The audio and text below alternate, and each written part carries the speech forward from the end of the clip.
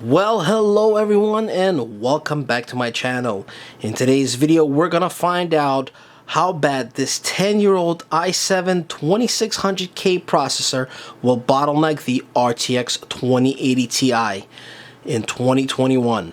But before that, please don't forget to like, share, and subscribe down below, and thank you for watching.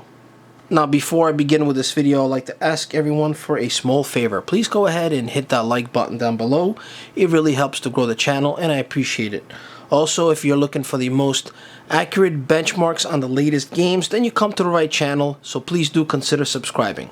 So without further ado, let me go over this build here, so stay tuned.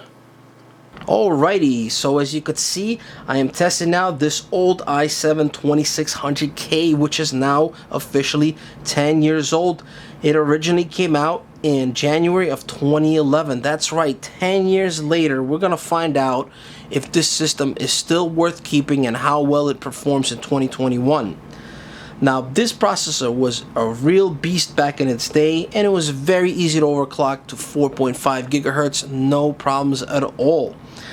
Now, this thing featured 32 nanometer technology, 4 cores and 8 threads, 3.4 gigahertz base frequency, and 3.8 max turbo frequency, along with 8 max cache and 95 watt TDP. Now, something important to note. If you want to get the most performance out of this processor, I do recommend using the Z77 platform versus the older generation Z68. Now, it doesn't matter which platform you're going to use, the Z68 or Z77, you will not be able to utilize the PCI Express 3.0, as this processor did not support that at all until the next generation, which is the third generation i7. But I do, like I said, recommend using the Z77. It does have a better RAM support, and in this case I am using the Gigabyte Ga-Z77X-UD3H. It's an excellent motherboard, very easy to overclock, and the RAM support is excellent. Now, for the RAM, I have the Evga 16 gig kit running a dual channel, 2 sticks of 8. Now, they are officially 2400 megahertz, but I was only able to get them to run at 2133 megahertz in the XMP profile, which is still fine and plenty of performance. And yes, any graphics card that you're going to use for this build here is going to only run at Express PCI 2.0, but that's really not a big issue.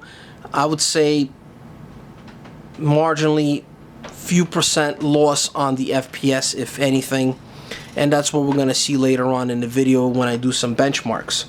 Also, in this build, I'm using a very old school water cooler here, which is the Cooler Master Seidon 120mm all-in-one CPU liquid cooler, and it's running pretty nice at 4.5 gigahertz.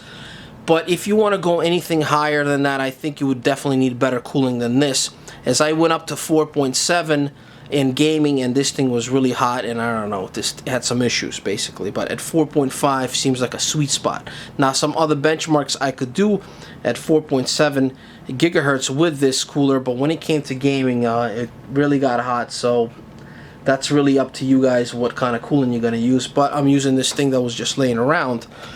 Now, for the power supply, I have this PowerSpec 750 watt semi-modular 80 plus bronze, pretty nice power supply. It actually came with this case. This is also a PowerSpec case from a more modern build that I actually end up using, putting into a nicer case. But this is a pretty nice case too. It came, like I said, with the power supply that I'm using off of it, and the 320mm RGB fans here, which are connected to the back RGB controller that's in the back, and that's very handy for a build like this. Kind of gives you that modern look for an old school system. And then I had a old RGB LED strip here laying around, which I was able to connect to the fan hub too in the back, so really got everything synced nicely. It's not the best RGB fans, but they do its job. You could control the fan speed, There's a couple of colors to play with and some different combinations. Overall, I'm pretty happy with this. Also, as you could see, I have a DVD-ROM up on top too there, which is something that I like to throw in, especially in older builds. Now, you don't have to do that. With this case, what's cool about it, you could just take that whole top brackets on top right and give it a really clean look. But I kept it the way it looks now to give it a little old school look. For the hard drives, I have a 120 gigabyte Sandisk for the boot drive SSD, and an additional 500 gigabyte of Western Digital hard drive, which is just a SATA regular drive. Pretty much a great combination for a budget build here. And overall, I'm very happy with the performance. And of course, for the graphics card, this is the card that I use. This is the best thing I have right now, is the RTX 2080 Ti. It's running really good with no issues on this system. And also, as I'm sure you're well aware, that this card is on par to the new RTX 3070, pretty much identical performance, which if someone who already had the RTX 2080 Ti, there's really no reason to get the RTX 3070, as this is just slightly a little bit better overall performance. So that's what we're going to find out, is how bad will it bottleneck on an old system like this. Now, of course, yes, you're going to get bottleneck on 1080p resolution, that's no doubt. But as we get closer to the higher resolution 1440p and 4K, I think that the performance is really good and on par with some of the modern systems. And you be the judge of that, as I'm going to show you later on in this video, the benchmarks. Yeah, so without further ado, let's get into those benchmarks. So stay tuned.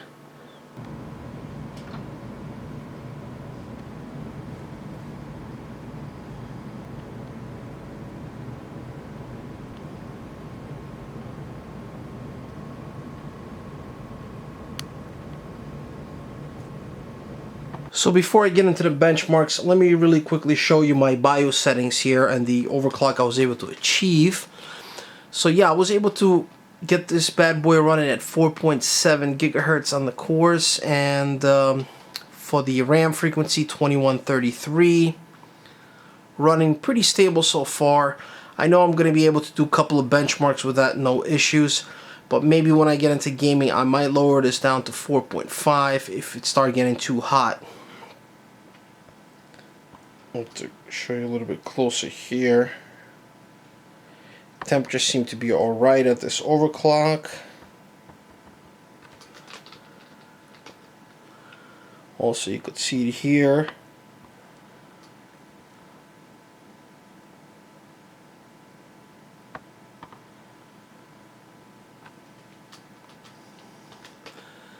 Once again, I have the CPU ratio here 4.7, and the RAM frequency is XMP Profile 1, running at 2133 megahertz. Now, once again, I want to mention that these RAM sticks are 2400 megahertz, but it appears with this processor, the max you could do is 2133 megahertz. Now, I'm sure there's some pros out there that know how to overclock and tweak this, but I don't usually mess around with overclocking the RAM. I go always with the XMP Profile 1, and that usually gives you the max capability of your RAM and keeps it to the true frequency, which is also the best thing to do if you want to overclock your processor. So that's what I was able to do to get 2133, which is pretty respectful for an old system like this. And now the last thing is the voltage. The core voltage, I have it overclocked at 1.35 on the core here. Seems to be pretty stable. I was also able to get it to run on auto 4.7 gigahertz, but the temperatures were pretty hot, so this seemed to be the sweet spot at 4.7. Now, if you run at 4.5, you could go down all the way to like 1.30, 1.31. Really depends, you know, on your preferences. So yeah, that's it for my BIOS settings. Now let's jump into some benchmarks. Alright, so here we are at CPUZ, one of my favorite benchmarks. Nothing special here. And you can see we're at 4.7 gigs here, running at 1.344, which is pretty much 1.35 that I have at the BIOS. And let's jump into the benchmark here. And I will use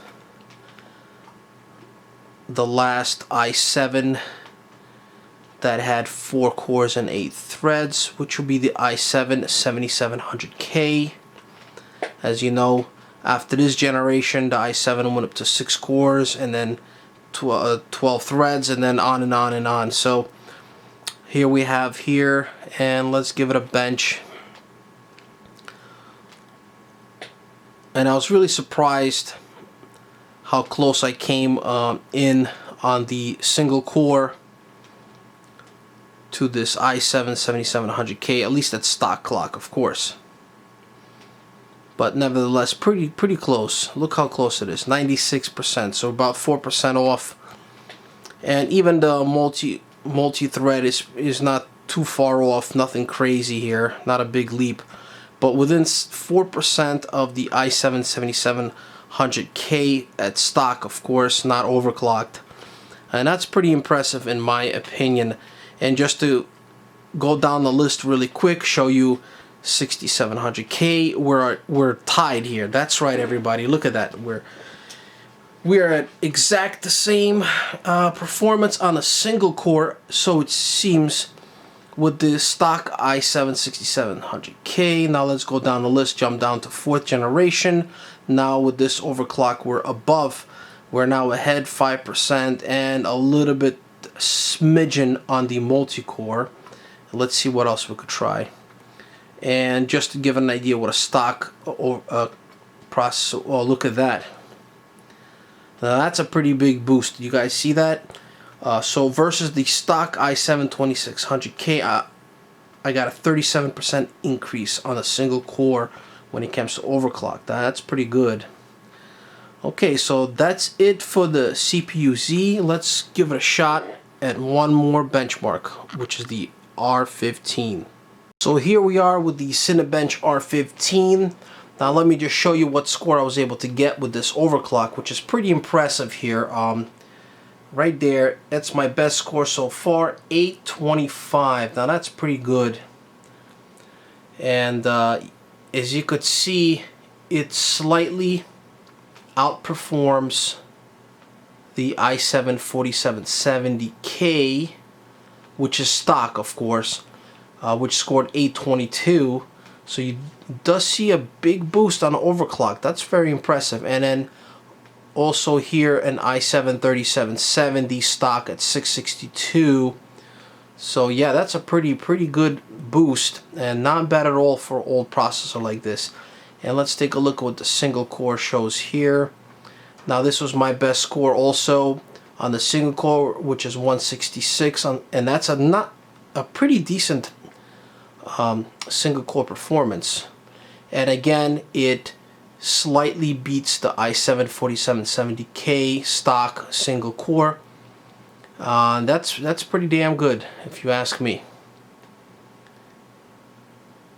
Just to give you an idea, that's your single core on i7-3770 and the i7-3930K.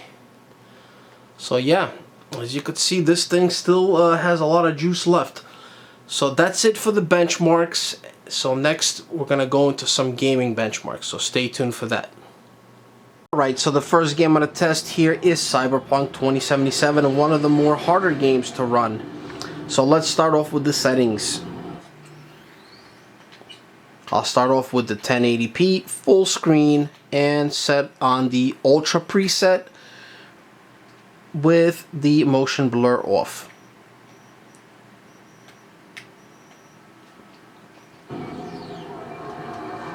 And this is what we're looking at here. Now let me go over once again the full specs here. I am running it at 4.5 gigahertz, the i7-2600K. I wasn't able to run at 4.7 it seems to have some kind of issue when it runs, at least with this game. It's maybe another one, so I went down to 4.5 gigahertz. Not a big performance difference at all. And using 16 gigs of DDR3 RAM running at 2133 megahertz. Also, the RTX 2080 Ti is slightly overclocked by 100 megs on the core and 300 megs on the memory clock. Now, that's a simple clock that you should be able to get off of any modern graphics card without messing around with your voltage. Also, something important to note, that this card is running on PCI Express 2.0, as this processor does not support PCI Express 3.0. So that's something to think about. And all the games I'm testing in this video are going to be running just on a regular SATA drive, not a SSD or M.2, just to show you how well this old system performs. And it's really unnecessary to run games on the faster drives, as there is no performance increase at all, only the boot time, that's all.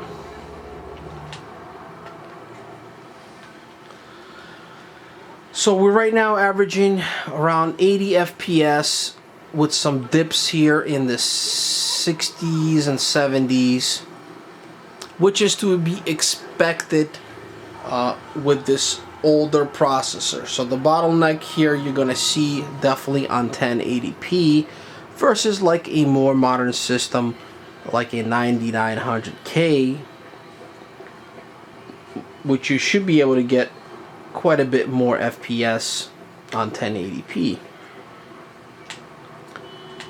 But that's definitely something to expect.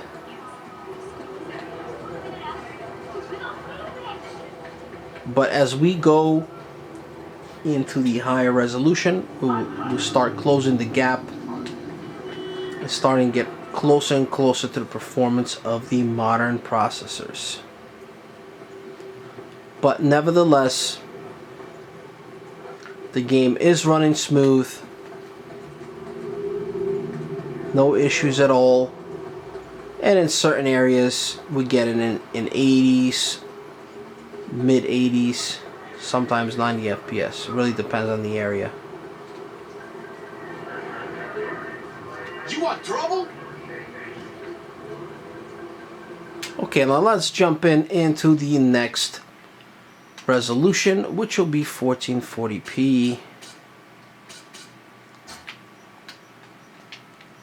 And once again, we're maintaining the Ultra preset with just the motion blur off.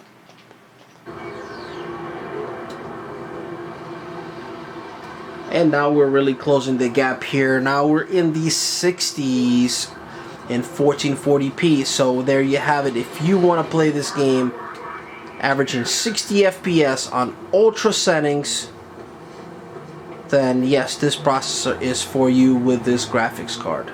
Very impressive in my opinion. Now of course we can't expect to run 4K at 60 FPS on ultra on this game. It doesn't matter what processor you have. That's just going to be your limitations, at least with this graphics card.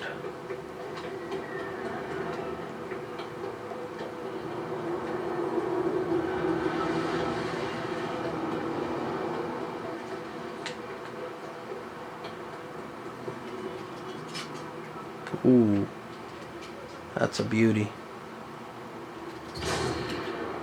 Oh, I didn't mean to do that.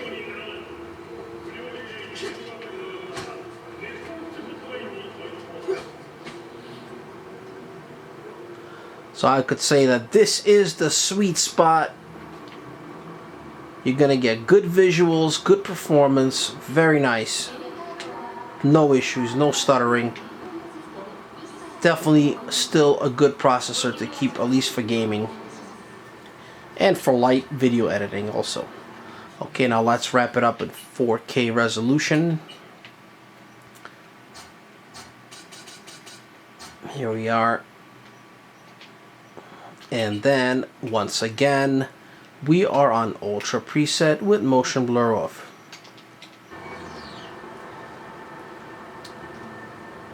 And let's see what we got. Well, there you have it. And that's pretty much what you're gonna get with any platform with the RTX 2080 Ti. You're gonna be in the 30s when it comes to 4K to this game. That's just the way it is.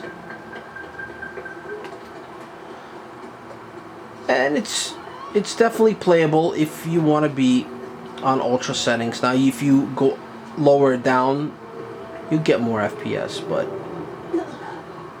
the detail here is pretty incredible. Oh yeah. It's quite playable, but of course not as smooth as 60 FPS on the 1440p.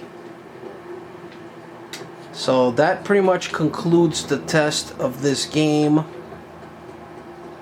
Now I'm going to move on to the next one. So stay tuned for that.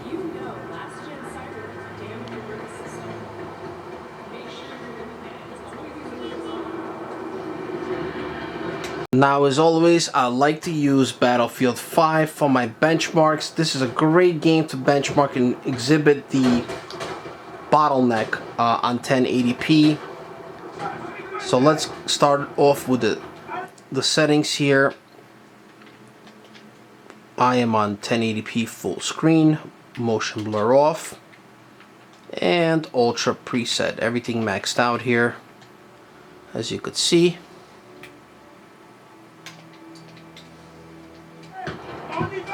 No issues running this game, but just to give you an idea of the bottleneck here, if this was a, let's say, i7-2600K or so, we would be around 160 FPS with the same settings when it comes to 1080p.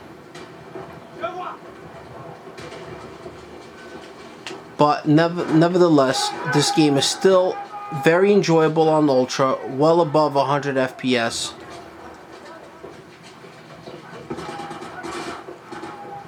And still impressive. This game is really great to test out on your new build. It really stresses out your processor, and you'll see a bit higher temperatures in this game when it comes to my processor here. Like to use this game to test out overall temperatures on the overclocks.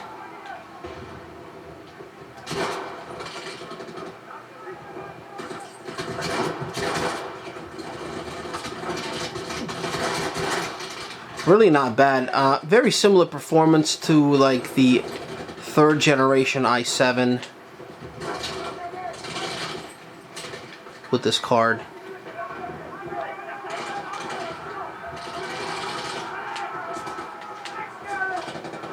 Yeah, really good. Look at that. We're really picking up those FPS as we get closer here to some more action. That is impressive. Look at that. Hitting 140, 150 in some areas. Alright, let's jump into... Let's go into the next resolution here. 1440p.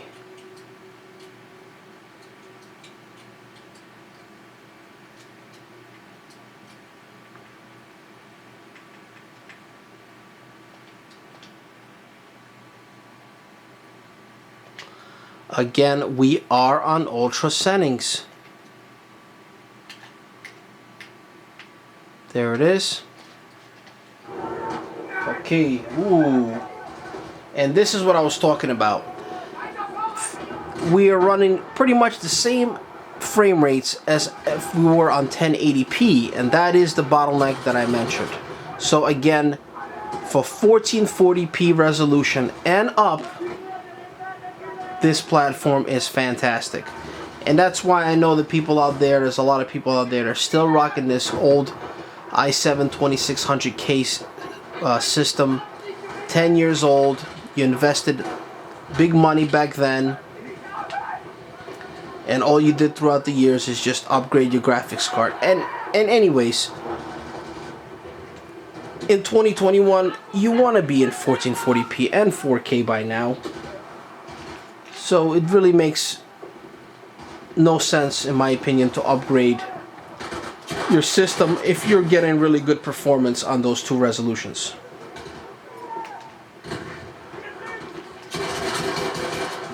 Very nice.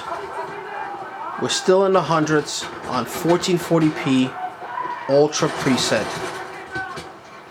Very nice. Uh-oh.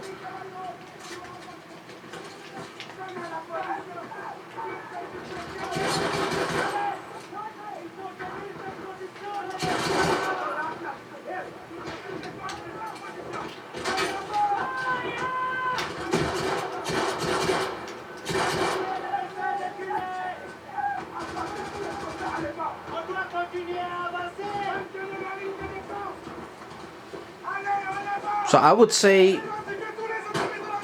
at 1440p you really could compare this to a lot of modern processors out there with this graphics card.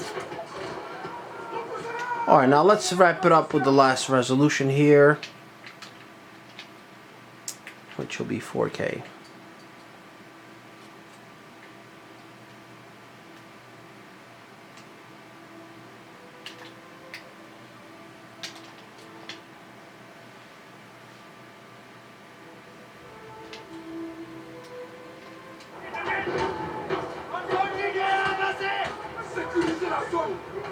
Look at that. We're now in the 80s. Very good. Ooh, how many did I get there? Another one there. Let's see.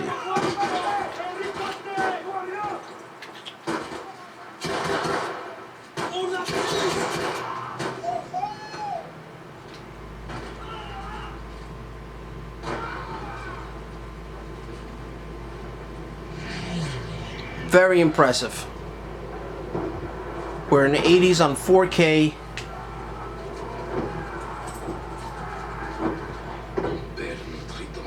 Look at all the action. Look at everything that's going on here. Very smooth. Bumping into the soldiers. Now going through this pretty intense scene with a lot of bombs and explosions and things like that.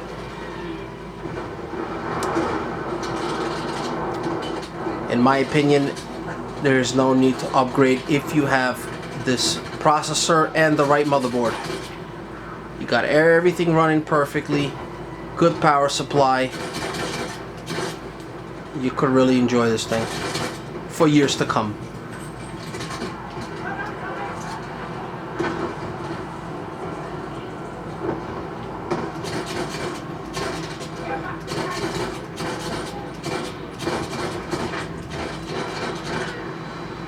Alright, let's move on to the next game.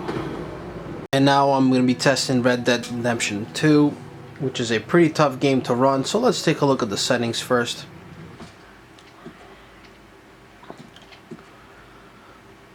So we'll start off on 1080p full screen, and I'm using the quality preset, favor quality, which is pretty much ultra preset. I'll be using that for all the resolutions. That's what it looks like here. And I'll be using Vulkan.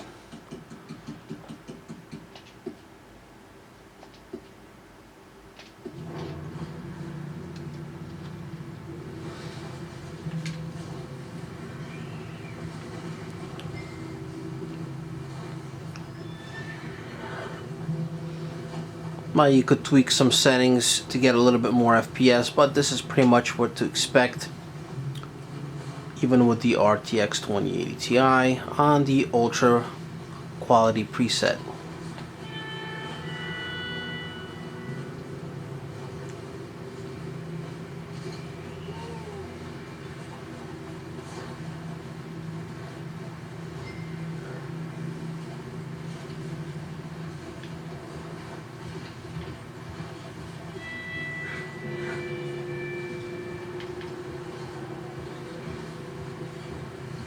Careful over this bridge here.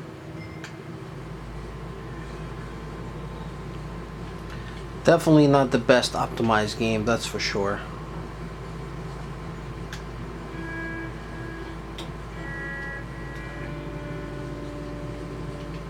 Right next to me, son. Don't want to lose you. can't believe we lost Davey, too. He's the last one, Arthur. No more. We need to get those people warm and fed. So as you can see, we're definitely in the 60s here, averaging about 70 FPS. Let's take a look how the 1440p looks. Once again, we're keeping the same preset, which is the favor of quality.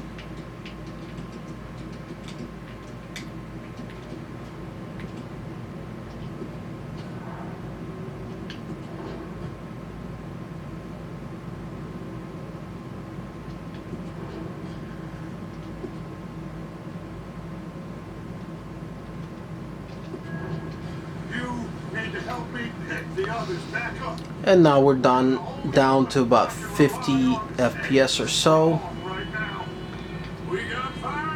Pretty much to be expected on 1440p Ultra preset. I think I see something up the path.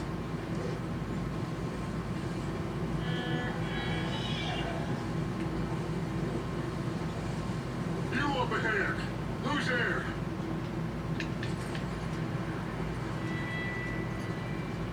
Mike. Gentlemen, Found anything? I think so. Found a little homestead down that way. Okay.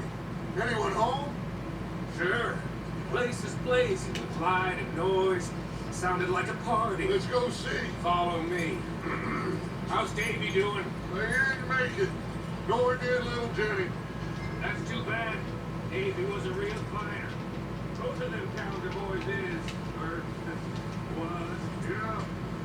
And Mac and Sean, we all know why A business is. I'm glad you're all right, Micah. Always. Ask him if he's seen John. Hey, have you seen John, Micah? Didn't see much of anything once this storm came in. He hasn't seen him. He'll be fine. Things always turn out right for that boy. I hope Mac and Sean are So now we're somewhere too. closer to the 1080p frame rates, and that's where the bottleneck occurs, definitely on 1080p. And the sweet spot here is 1440p. Once again, ultra preset, ultra quality preset with decent FPS. Alright, let's wrap it up with 4K.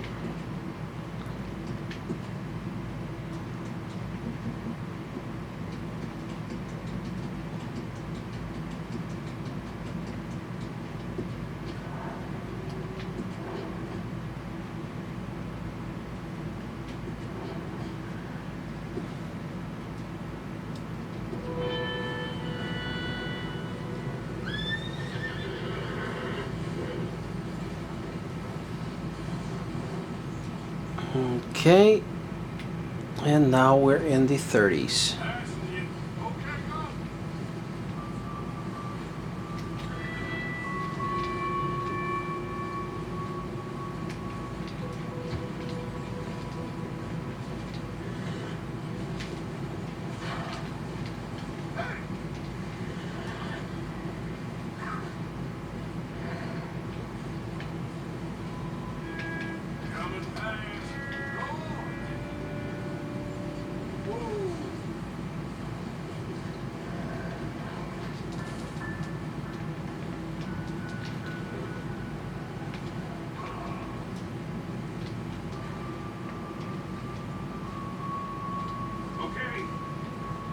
Keep it down now, gentlemen.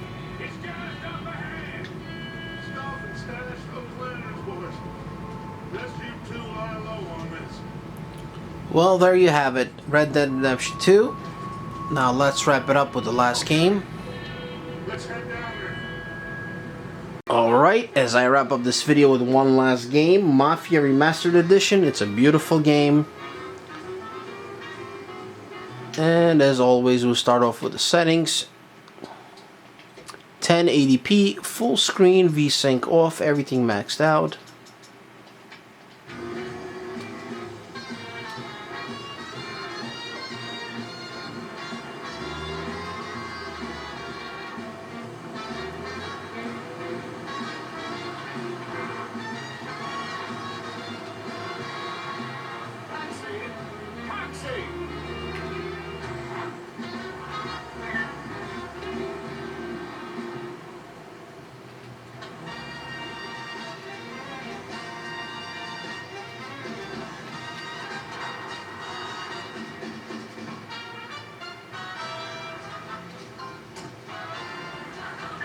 Corleone Hotel, please. I have an important meeting. Sure you do. Hey, as you could see, the game is doing quite well.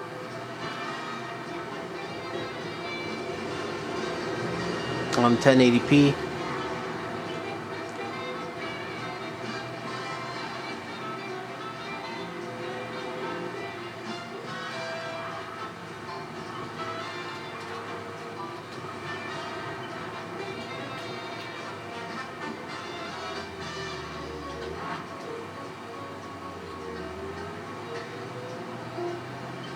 But once again, there is bottleneck here on 1080p. The frame rates are not as stable as they should be as compared to the newer generation platforms.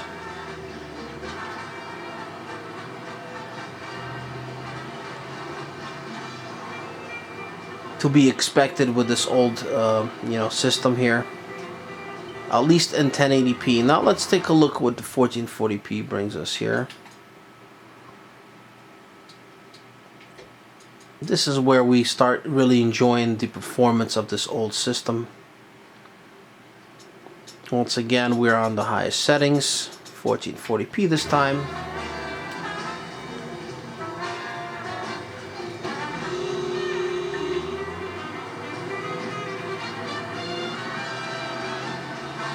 And what you see here is similar FPS to 1080p, and that is the bottleneck that we have.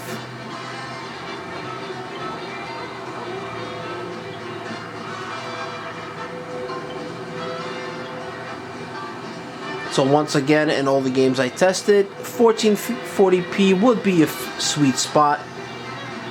And anyways, Just if outside the hotel, please. in 2021, if you wanna play games on 1440p or higher resolution, Thank you. Not a problem, sir. then this is the processor for you.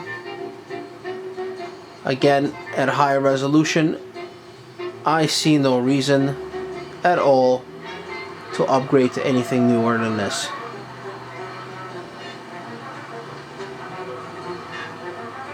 But it is just my opinion, of course. Let me know what you guys think. I really appreciate your feedback.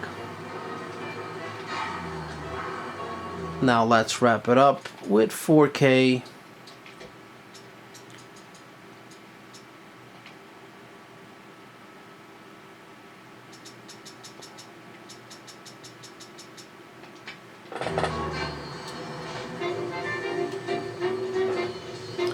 And there you have it.